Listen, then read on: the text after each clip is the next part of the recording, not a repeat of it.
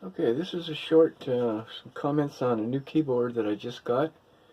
This is a Ducky white LED backlit keyboard, and this has Cherry MX black switches on it. This is in contrast to my previous keyboard, which it was a deck keyboard, and it had the same white LED background, which is the one I prefer, and it had cherry white switches. Quite a bit of difference between whites and blacks.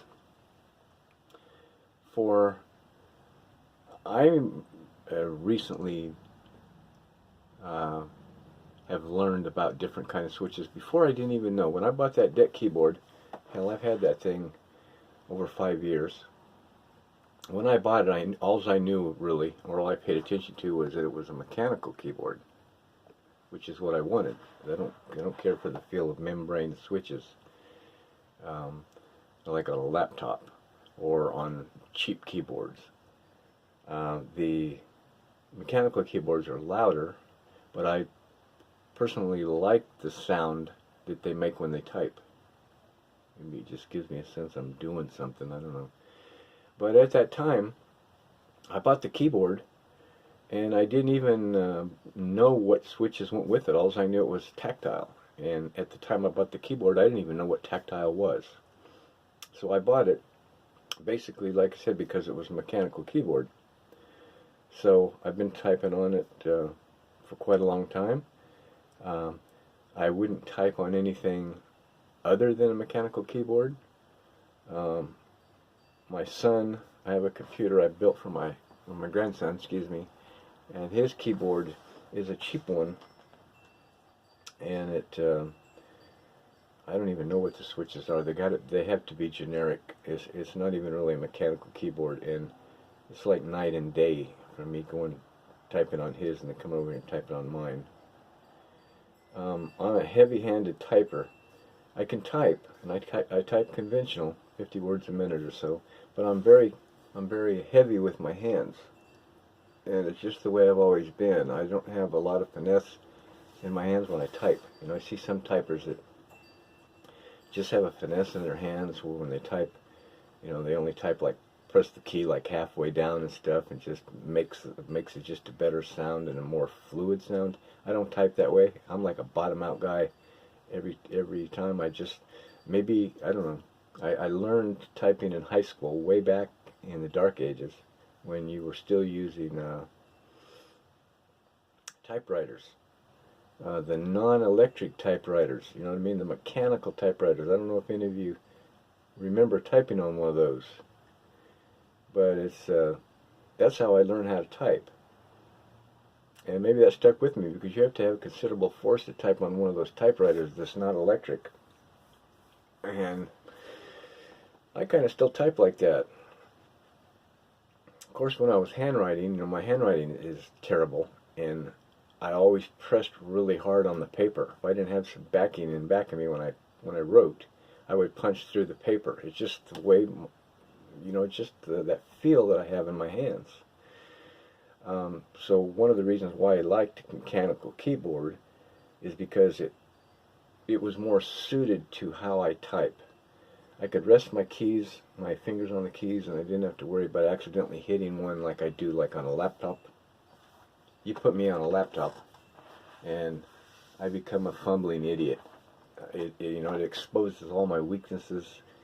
The travel isn't enough for me, and I just can't type for crap. You know, I can type 50 words a minute on this mechanical keyboard. You put me on a laptop, and I go down to about 10 words a minute, making mistakes every other letter, kind of thing. Just can't do it. So anyway, I got this tester right here, and you can buy these online through Amazon. And there's a lot of people that sell them, and this really helped me out deciding, can I really tell the difference between different keys? Because, you know, I would read different things, a keyboard with cherry white switches and cherry blue switches and cherry brown switches. I was going, what the hell's up with all this? You know, so it got me interested in it, because all I had ever typed with, really, was my previous keyboard, which had white switches. So I'm going, So I said, you know what, I'm going to invest in this. I think I paid like, I don't know, $15 for this. This has blues, browns, blacks, reds, whites, greens. Pretty much the common type. Now you can get keyboards. When the patent expired on Cherry MX switches, which are made in Germany, the market got flooded with clones. Gaterons, Cali, something like that, and a couple others that tried to copy the Cherry MX switch and do it for cheaper. So a lot of keyboards come out with the no-name keys on them. I don't have any experience with those at all, so I can't speak of them. But I didn't since I wanted a keyboard with different than the white switches I had. I didn't want to get the no brand. I wanted to stick with something that I knew a little bit, or knew of a little bit, I should say. So when I used this tester and just kept playing with it, over days, at first I'm kind of going, I don't know how much difference I can feel. And then the more I did it, and the more easy I pressed on the keys, and then I started getting used to it, and I started actually being able to feel the difference between the keys. But it took a minute. It wasn't like instant. It took me personally, it took me playing with this for a little while. And then as I got my fingers, I guess, and my brain registered how these keys feel, I end up liking this one right here the best, which is the blacks. Basically there's two different styles. There's a linear switch and a tactile switch. I call the tactile switch the clicky switch. They're all clicky to start with. They're all noisy, they're all clicky. But they call them the clicky switch because they have a bump. If you feel halfway down, you feel a little bump on these tactile switches, like halfway down, and it gives an extra when you press. And again, it depends how hard you press the keys when you type. It has a lot to do with the sound also. If you bottom out like I do, they have a tendency to sound more the same than they would if you finesse type. Oh, come on, get over here. Okay. The linear switches, which are the blacks and the reds, they don't have that bump. They're just a straight switch all the way down. So they have the pressure of the spring all the way down. The difference between these two is the reds are a lot easier to press down than the blacks. But on the other hand, the blacks feel smoother to me personally than the reds. But again, one guy might say this, and another guy might say, "No, I like a different switch a lot better." And this helps you decide that, because I like the blacks doesn't mean anything. It only means something to me. Somebody else might be a blue clicky fan. The blue ones have a tendency to clank the most, even though the camera mic isn't going to really pick up much difference. Even when I watch videos on YouTube of people doing the sound of these with a lot better mics than what I have on my phone, I can't even tell the difference listening to them then, even on YouTube. I kind of listen over and over and over again. I said, man, I can't tell. So it's just one of those things. The mic has a hard time picking it up, and the fingers are what's going to pick it up, and your own ears picking it up when you're actually typing, when the keyboard's right in front of you. A couple things about the Ducky. Okay, one of the reasons why I chose the Ducky is because when I decided I wanted to try blacks, then I started searching for keyboards that had black switches, and that was quite an experience for me, because I didn't realize the different keyboards that are out there to start with. There's a ton of them. And what keys they come with. And when you factor in the generic non-Cherry switches, Cherry is the brand or the type, you really have to read the fine print on a lot of these keyboards to know what switches they're going to come with. Some give you a choice of 1 or 2 switches, maybe even 1 or 2 or 3 different switches, and some don't give you any choice. That's just the way they come with that switch. So you have to know which switch it is of the keyboard you're buying. So, and then you have to decide, do you want a backlit? Do you want a non-backlit? Do you want an RGB? So a lot of factors. And then, are you going to be able to get an RGB with the Cherry switches that you want versus a white backlit with, you know what I mean? It's all different. You know, you look at one keyboard that looks cool, and then you go, damn, that one doesn't come with the switches I want. Then you look at another keyboard, and it doesn't have some stuff you want, but it comes with the switches you want. You know what I mean? So you have to really look around. So on this one, let me get down a little bit closer. This one was the only one I could find that had white, this white LED backlit keyboard, a full keyboard, because I wanted full. I didn't want the one without the numbers keys. I just like a full keyboard. So this was the only one that came with white backlit. This one actually comes in 2 different flavors, a white backlit and a blue backlit. And it came with a choice between Cherry MX blue switches, Cherry MX black switches. So that's the options for this model keyboard. This is a Ducky One 2. Sells for about 110 bucks on Amazon, which is a pretty good price because of a lot of that deck keyboard I had before, and that was about 150 bucks. One thing I'll mention real quick, if you can look at these keys, I don't want to zoom in because zoom in on this. But if you look at the Q, B, the regular switches, regular font, the picture on Amazon is actually different than this keyboard.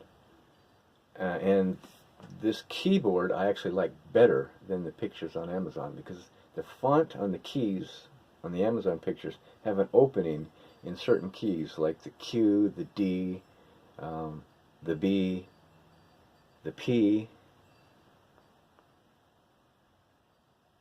and I didn't particularly like it.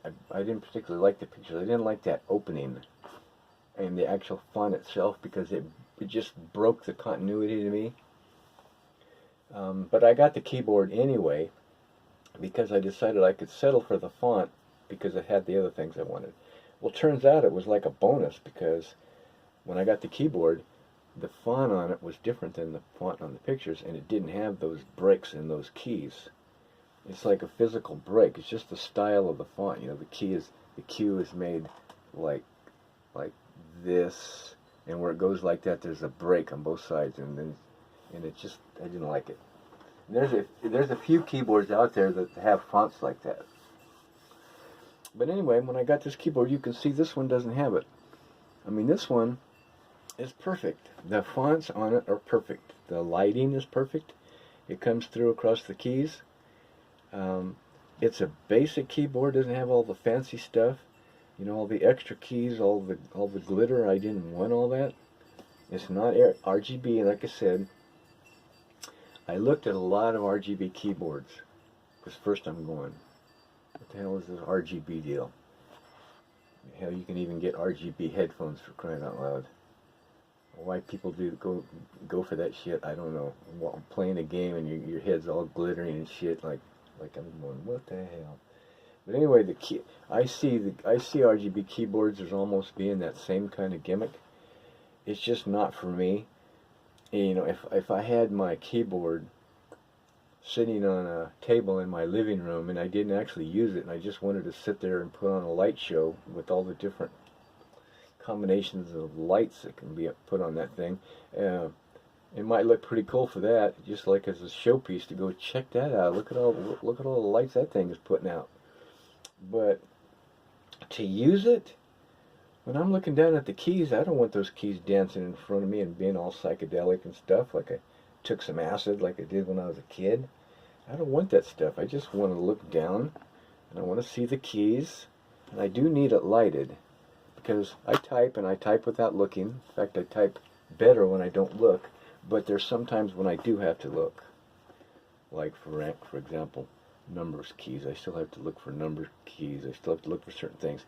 If I'm taking my hands off the keys like I'm playing a game and I have the keys configured a certain way, I might have to glance down and look sometime to see when I'm switching keys.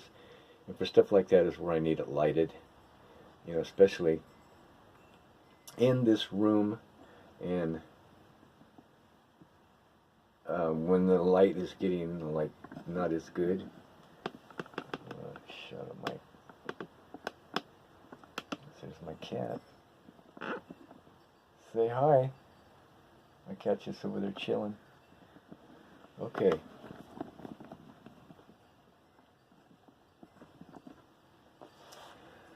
So anyway, look at the keyboard. It's compact. See, this is kind of showing it bigger than it really is. The deck keyboard was quite a bit bigger in this just because it had more borders that came out about this high, and it had more borders on the end. This one doesn't. See, this one, the borders stop right at the end of the keys, so it makes the keyboard about as compact as you can get. It has feet that are double adjustable. This keyboard is heavy, even though this is plastic underneath it, but it is heavy. But it has a dual position feet, 2 different heights, actually 3 different heights if you didn't use the feet. So it's got feet closed, feet 1 and feet 2, I guess you could say, different heights. A little tip, when you're putting your keyboard down, if you have an old mouse pad to put your keyboard on, it makes a difference on how the keyboard feels when you type. Feels different than, let's say, if you put it, you know, straight on here and typed on it. It's just more isolated and just has a little better feeling on the keys. So anyway, it's a little tip that works out well for me.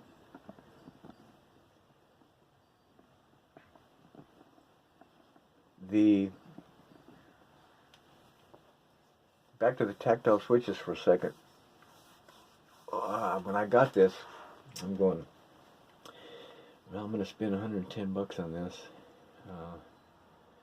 Hopefully these blacks do feel good. And I was kind of wondering, because they do have a noticeable difference in key press, the spring, I guess you could say, than, let's say, the whites that I was typing on. And I said, well, I wonder if when I get the keyboard, if after I type on it for a while, it's going to be too heavy for my hands. But that's totally not the case at all. For me, being suited to me, it just feels the best. And it doesn't matter if I'm typing, playing a game, or whatever. After typing with the whites for 5 years, and then typing with these blacks, it's like heaven to my fingers. I don't know how to explain it. It's like when I'm typing on this keyboard, I don't want to stop typing. The feel is so good that I just want to keep on going. And I guess the way I would describe it is the whites had a crunchy feel to me. And I have a feeling that that's just the nature of the tactile switch. The 2 linears, there's only 2, they don't have that clackiness, that crunchy press to me. They're more of just a smooth press. Still the same distance. You know, different. All the switches have different tactile bump, and they all have a different spring feel. So one might be a little harder to press than the other, even on the tactiles. To tell the truth, the whites are a little harder to press than the blues. The blues just feel a little bit easier. But so when I'm typing, I'll do a little bit here.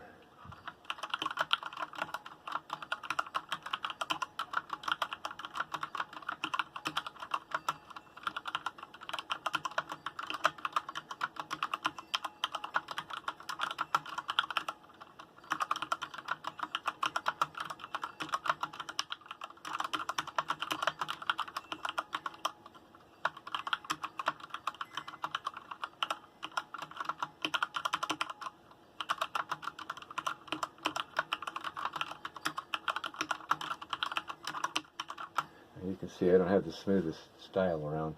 My fingers dance a little bit, but it's I still type.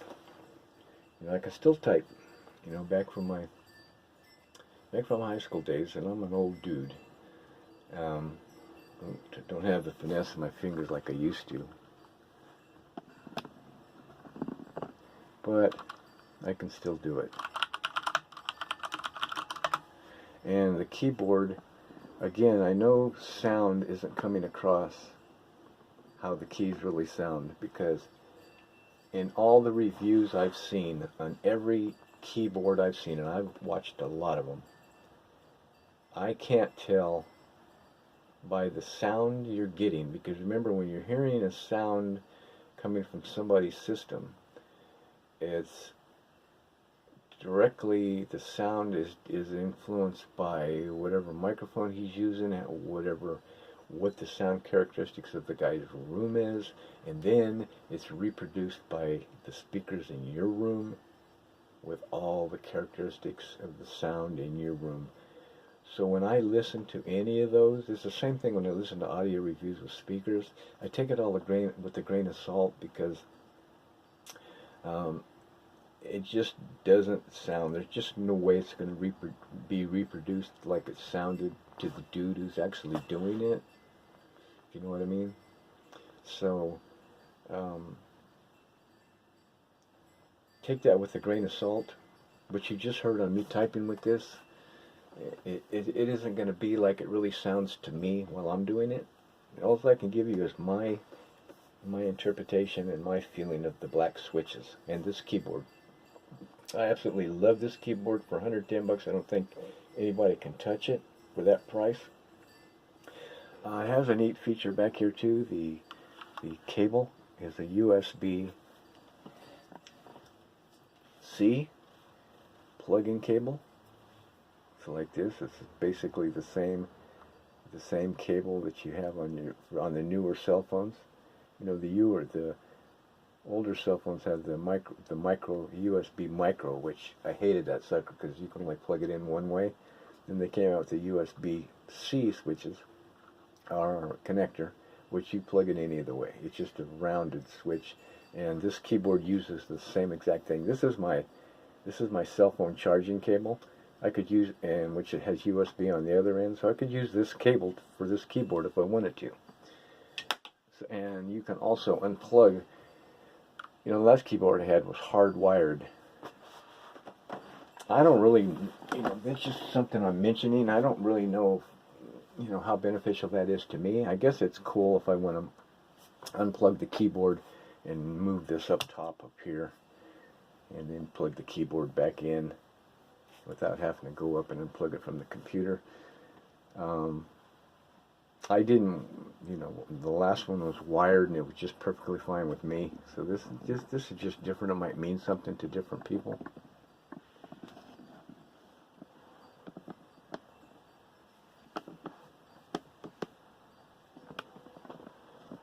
So I can't think of anything I've missed here. Anyway, you can get this on Amazon for 110 bucks. Really good keyboard. Later.